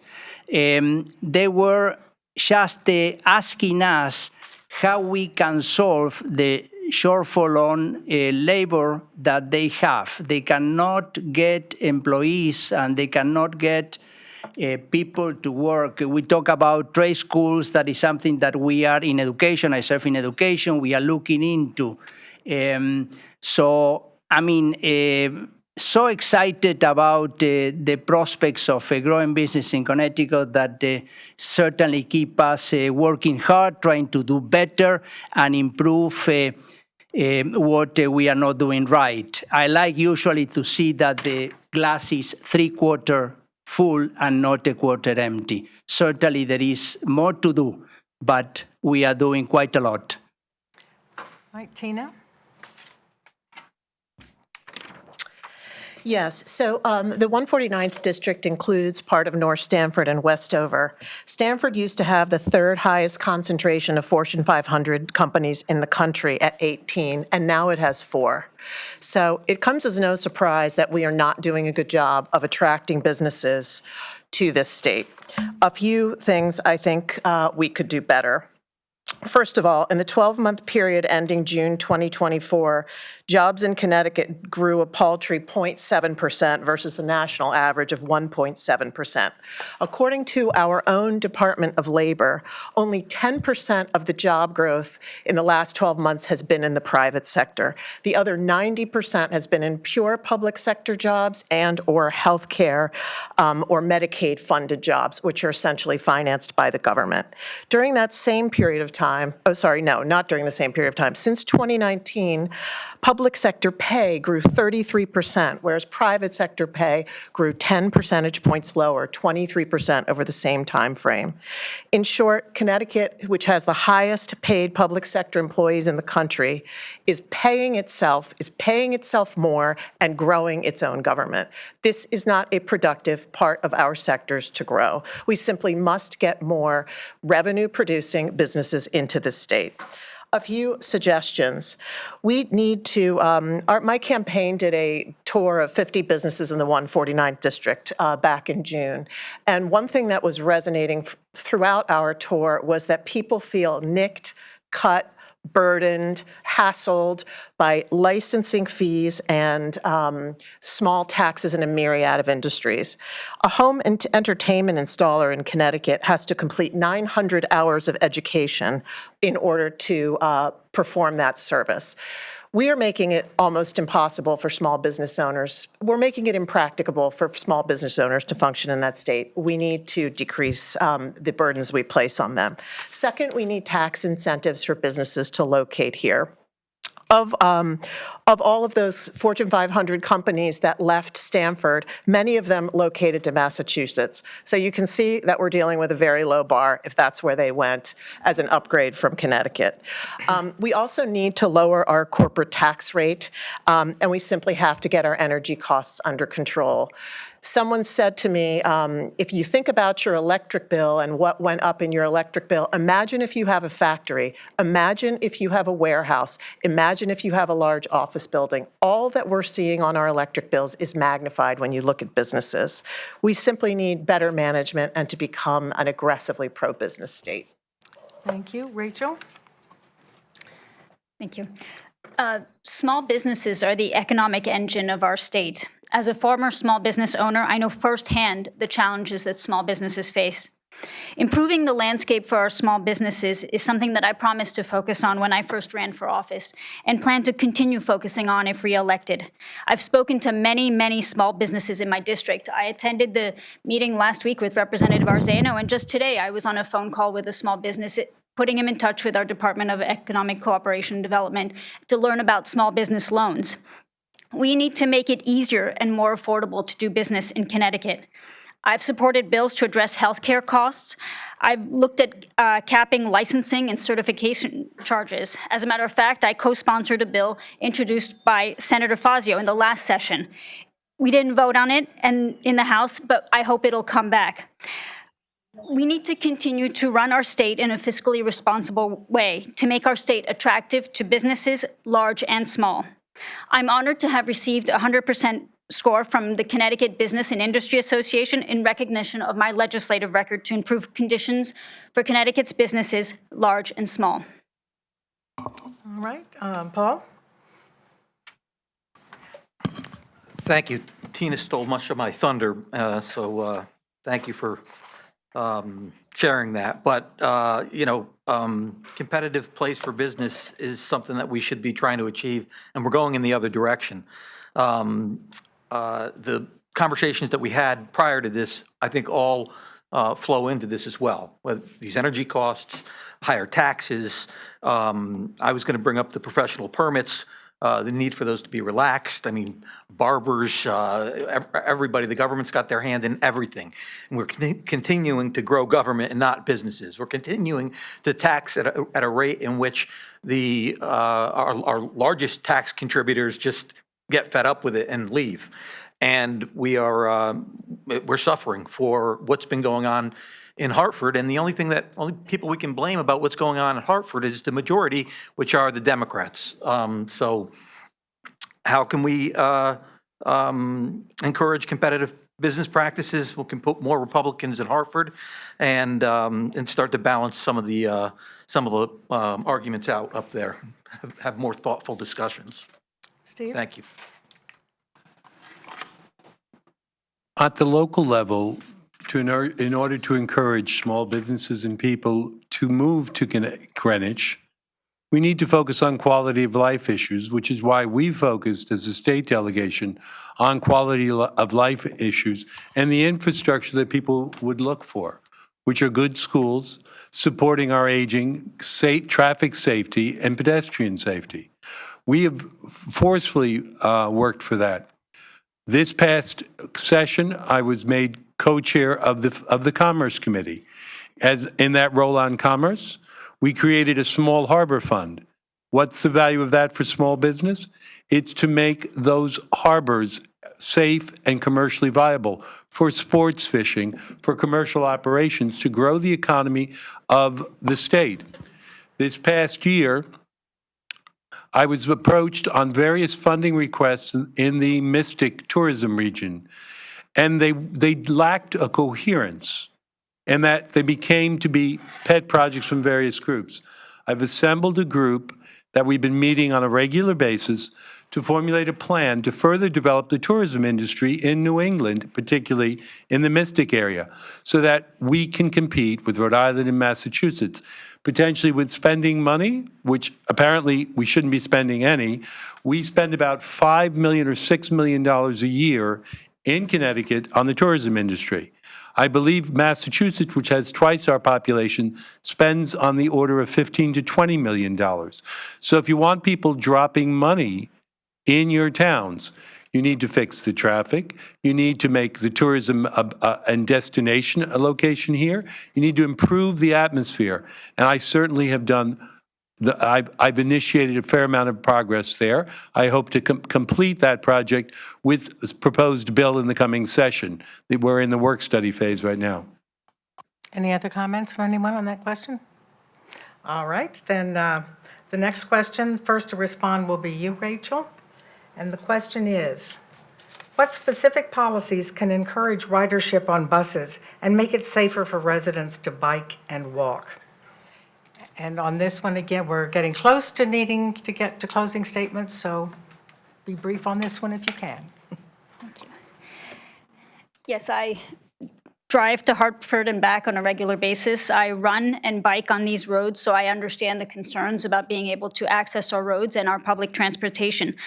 I've successfully partnered with the Connecticut Department of Transportation and the Greenwich Department of Public Works to bring money home for key pedestrian and traffic safety projects. I mentioned before the Glenville Corridor Traffic Project. We also recently received an $800,000 community connectivity grant from the state for pedestrian and traffic improvements at Railroad Avenue. I voted in favor of adopting the recommendations of the Vision Zero Council and to allow municipalities to adopt speed and red light cameras, and as well as address wrong-way driving. There's much more that can be done, and I look forward to doing that. Tina? I assume that by the question, I'd like to address, in addition to buses, mass transit in general. So our infrastructure has been underfunded by the state. Nowhere is this more stark than in the case of Metro North. Last year, the Lamont administration announced a $315 million investment in 60 state-of-the-art rail cars and a $15 million slashing of funding for Metro North.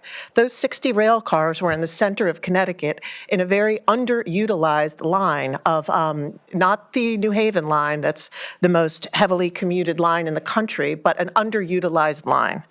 To me, that raises the question, why are legislators from New London and Danbury out advocating the legislators from Greenwich? We have a significant need for infrastructure down here. Imagine if Metro North's rails were upgraded to the point where people's commutes could go from 60 minutes to 30 minutes. Imagine what that would do for our town. Its revenue base, its property values, its jobs, and its quality of life. Secondly, with respect to infrastructure development, as Ryan Fazio mentioned earlier, so I'll just touch on it, we have project labor agreements right now that our Department of Transportation is obligated or required to use a portion of. These are very expensive contracts to build infrastructure projects. If we could do away with those, our costs would decline significantly, and we could get some of the improvements that the question asked for the cost of what we're doing now. We could build 2 schools where we're building 1. We could build 2 roads where we're building 1. We could build a bike lane where there isn't right now. Third, local control is the elephant in the room. We cannot be talking about safety and bike lanes when we are looking at the unbridled hand of the state coming into our towns and cities and bypassing all kinds of concerns that deal with precisely these issues. I'm going to have to stop you there just because we're running out of Thanks, time. Kay. And I'm done. I would like to give everybody a quick comment on this question. So next would be Steve. I would have hoped not to hear any questions about local control because I think we've made our position clear. In relation to development north of Fairfield County is part of the solution to our tax concerns. So investing north of Fairfield County is going to help and support the development of the state. Because if we sit here and think that we should be the only taxpayers in the state, we need to think about the direction we'll head. So we've worked forcefully on that. In relation to buses and bicycles, which I think were the original equation, in the last electoral cycle, I heard promises made, and I saw our bicycle group strongly advocate. I have not heard about 1 kilometer of commitment to bicycle paths. So until we have commitments at the local level for bicycle paths, it's going to be very hard for me to walk up to Hartford and secure funding for them. So I need to see plans and execute the plans. This is what we did with Central Middle School. We were challenged on the issue of whether we could secure extra funding. We went extra through the session and we improved the funding. And there hasn't been a comment or a thank you for the work we've done. Paul? I'm sorry that Steve thinks that talking about 1080G is overrated, but this all comes back to infrastructure and the fact that we're going to be underwater in infrastructure if we continue to let Hartford dictate how our town is going to be built and potential high rises that could be here. To hear about bike paths when we're in the middle of this infrastructure crisis is crazy. I'm hearing things about doing things north of Fairfield and in Mystic. We need attention placed on Greenwich right now. We need attention on the infrastructure that is here and the problem that is staring us all in the face, which is the 830G and the potential influx of that many more people living in this already congested area.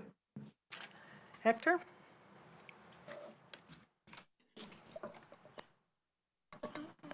Happy to see Ernest here in the audience, and I've been such a big supporter of all his initiatives in town for a bike path and a public transportation. And unfortunately, as Steve mentioned, we need to do more in our town, and we are ready to support every single initiative and bring things back to our town. But we need more from us. And that's what I would like to say on the subject. I am a big fan. I cycle all my life. And I hope that Greenwich turns around and start moving in that direction. Todd? I'm sorry, I'm confused with what the original question was because I don't think that there was any discussion about local congestion and buses and yeah. The question was what specific policies can encourage ridership on buses and make it safer for residents to bike and walk? I think it's invasive government. I don't know why we're creating policies to tell people how they're going to travel around, how they're going to get from place to place. This is the United States of America. You are free to make your own decisions about how you want to get from point A to point B. Second of all, we've had a lot of discussion here about congestion everywhere. Our roads were built originally, most of them were horse paths, let's face it. So they're not that wide, they're not that big. I understand that people want to ride bikes. Bicycles are lawfully on the road as another vehicle.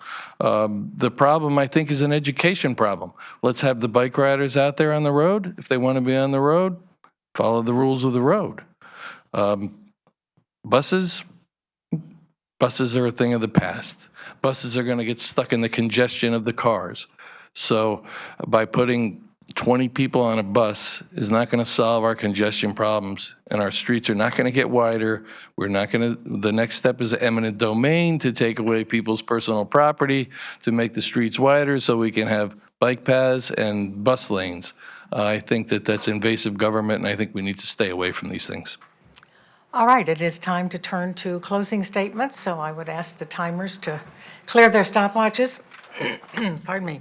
You'll each have 2 minutes, and they will let you know when you have a minute and 30 seconds left and when to stop. Are we set? All right, then Tina, you are first with your 2-minute closing statement. Thank you again to the League of Women Voters for hosting this event. Thank you to my fellow candidates for running and for your service. My opponent is not my enemy, but the election is 2 weeks away. And she says one thing on the campaign trail and votes differently in Hartford, and the votes are the votes. My opponent claims to have put Connecticut's fiscal house in order, but she voted to overspend by $700 million, setting the state up for a $1 billion hole in the coming fiscal year. My opponent claims to care about lowering electric bills, yet failed to address the problem on 2 separate occasions in the last 5 months.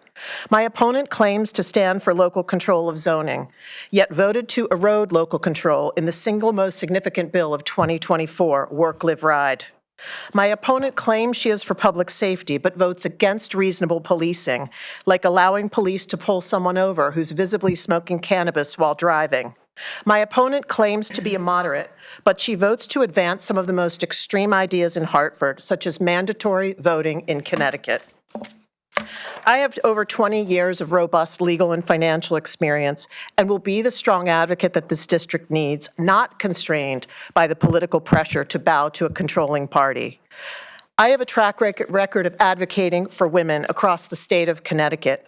I am a strong pro-choice candidate, regardless of my opponent's almost constant, including today, obfuscation of my position. We need a change in the 149th district. We need balance in the state of Connecticut's government. Our best days can be ahead. I am asking for your vote on November 5th, and thank you. All right, thank you. And Rachel, you're next. 2 minutes. Thank you to the League of Women Voters for hosting us this evening, and to all of you for being here. I love this job because I love helping people. 2 years ago, as I was meeting with constituents in the district, I learned from local firefighters that their job was putting them at risk for getting sick.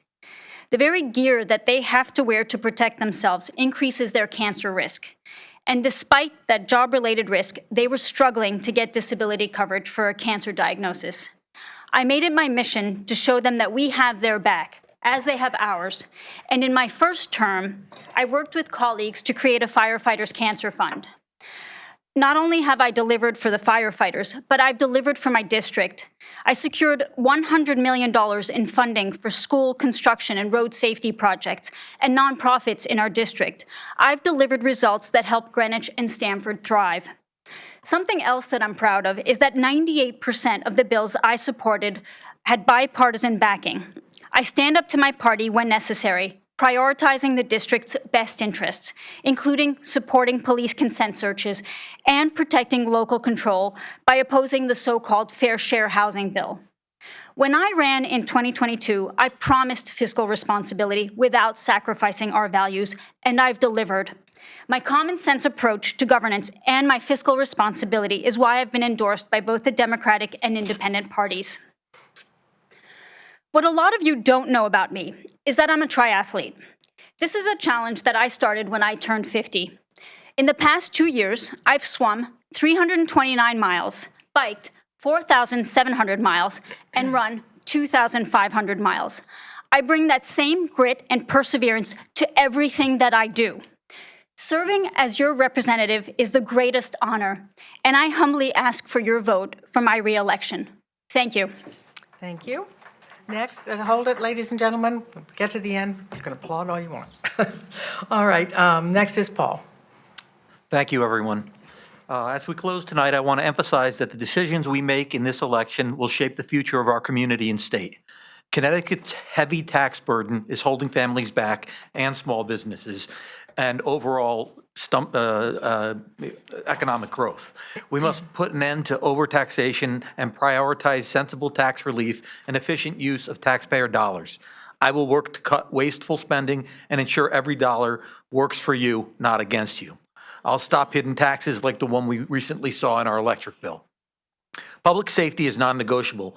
We need strong policies that empower law enforcement to keep our streets safe, especially as we face rising auto thefts, where more criminals, when they're apprehended, are apprehended with weapons. I'm committed to reversing recent laws that hinder our police force, ensuring we all feel secure in our homes and our communities. We are living in a border town. It may have been good for the rest of the state to pass a police accountability law that limited the ability for police departments to pursue someone who's evading them from a property crime like car theft. I was surprised that the candidates up here voted for that when we're in a border town. The town next to us doesn't have a pursuit policy, so all of these kids are coming over here and causing these crimes in our neighborhood. Lastly, preserving local control over housing is crucial. We can't let Hartford dictate the future of our neighborhoods. I'll fight to keep those decisions in our hands, advocating for thoughtful, community-driven housing solutions. I'm running to ensure fiscal responsibility, public safety, and local control. Together, we can bring a brighter future, more prosperous, and I ask for your vote to make that happen. All right, thank you. Steve, your closing statement? Thank you, Kay. And thank you, Zara, for patiently putting up with us all. It's been my privilege and honor to serve for the last 6 years for the House of Representatives.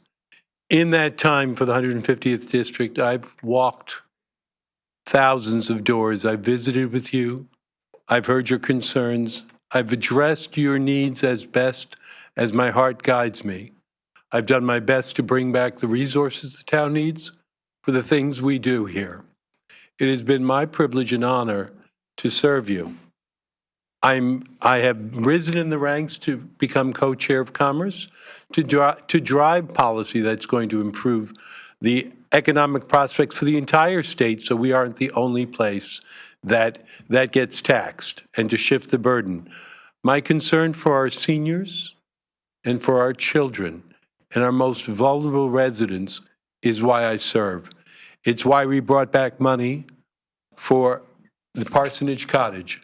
It's why we brought back money for River House. It's why we brought back money for the Boys and Girls Club. It says a lot about the delegation that I have the privilege of serving with, that their dedication to our community knows no bounds. And all of us care deeply about the community. Each of the representatives who's been here with me in the trenches in Hartford, both Hector and Rachel, I have been so privileged to serve with them, and I look to continue to serve with them, and I humbly ask for your vote. Thank you. Todd, your closing statement? Thank you to the League of Women Voters for hosting tonight's discussion. I hope everyone learned something new, and the focus was not on personalities or parties. Civility must return to our politics. Everything runs through cycles. We seem to be mimicking the divisiveness of the early 20th century. We need to return the government to we, the people. We can do that by returning the concept of representation to the legislature, replacing governance. Elected officials need to remember they are all sent to represent all of their constituents, not just their party constituents. The 151st District is comprised of 30% Democrats, 30% Republicans, and 40% unaffiliated voters. My opponent has voted with the Democrat caucus 99% of the time. I'm asking for your vote on November 5th so I can go to Hartford and be a voice for all of the people of the 151st District. Please check my website, votefortodd.com, for more information. And if you're so inclined, donate a little. Help my campaign, as I'm the only candidate not taking the state funding. I don't believe in it. Thank you. Please vote whenever convenient for you after October 21st, and vote for Todd. Thanks. Hector? Thank you very much, and thank you to the League of Women Voters, Kay and Sarah, for coping up with us, and all of you for spending the last 2-3 hours here in this debate.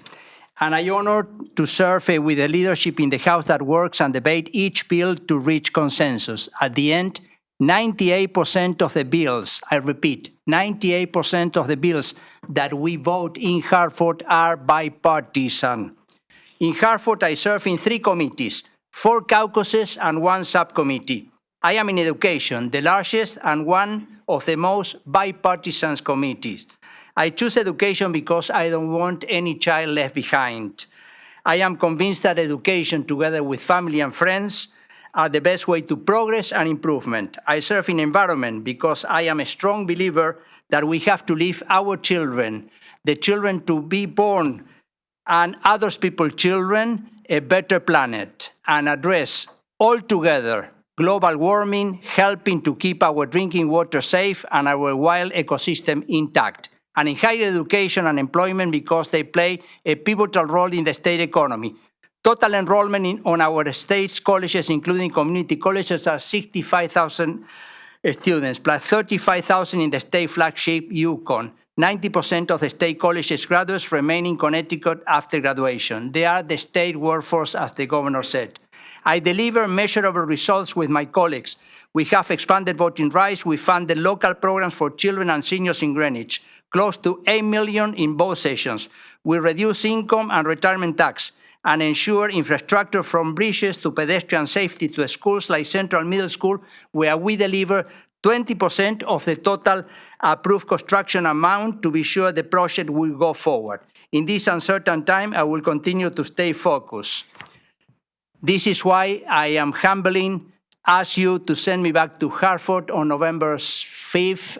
You can stop voting on the 21st. Stop.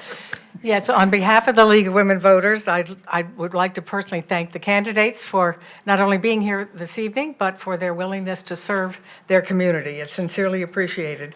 And thanks also to the timers and all the volunteers. And of course, as has been mentioned, Election Day is November 5th, but this year you can vote early beginning Monday, October 21st. So whenever you vote, just do it.